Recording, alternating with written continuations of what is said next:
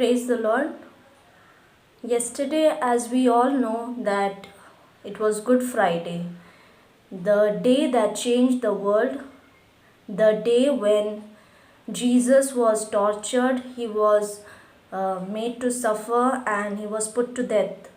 So, Jesus died not because he was a sinner, he was sinless, but still, Jesus died on the cross. Why? Because Jesus loves us a lot.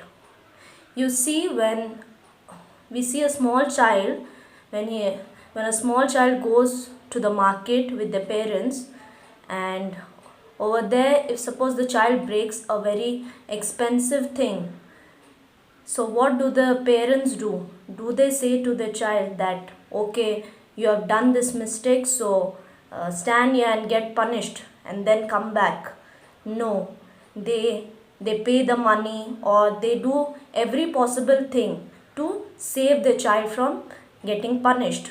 So in that same way, we were the sinners, we were sinning, but who paid the price? Jesus. Jesus had to pay the penalty for our sins. So Jesus died on the cross, for Jesus loves us a lot.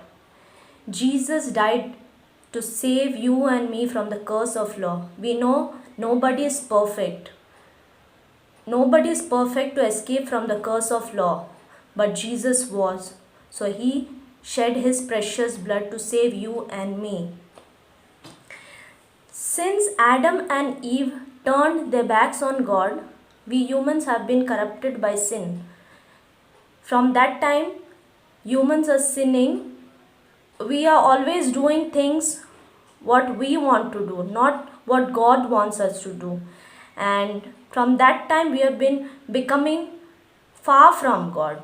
So, Jesus wanted us to come close to God.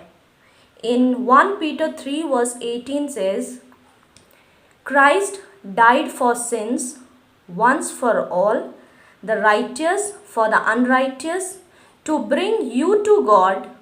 He was put to death in the body, but made alive by the Spirit. So Christ died for sins, for once for all, the righteous for the unrighteous, to bring us close to God. Jesus conquered sin and death so that we may never be apart from God. We may never be apart from God's love. Jesus had to die on the cross to give us eternal life. Jesus died and rose again, not only that we may receive forgiveness, but we may receive life. We may receive life through his death and resurrection.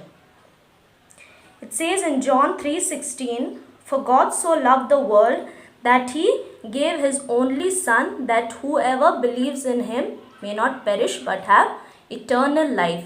So, to give us eternal life, Jesus had to die on the cross. Jesus had to die on the cross to give us life. Jesus did not shed his blood on the cross to see us destroying our life. Jesus gave up his life to see us living, to give us eternal life. So Jesus wants us to live a holy life, live a pure life, live a beautiful life, live a life pleasing to God. So my dear brothers and sisters, from now onwards, let us live a life pleasing to God. And while Jesus was dying on the cross, what did he do? He said a prayer. Father, forgive them, for they do not know what they are doing. So in that same way, today let us also forgive each other. Let us clean our hearts, the heart that is full of hatred, full of anger and unforgiveness. So today, my dear brothers and sisters, let us remember that in Matthew chapter 6 verse 14 it's given, For if you forgive other people when they sin against you, your heavenly Father will also forgive you. So let us also forgive each other.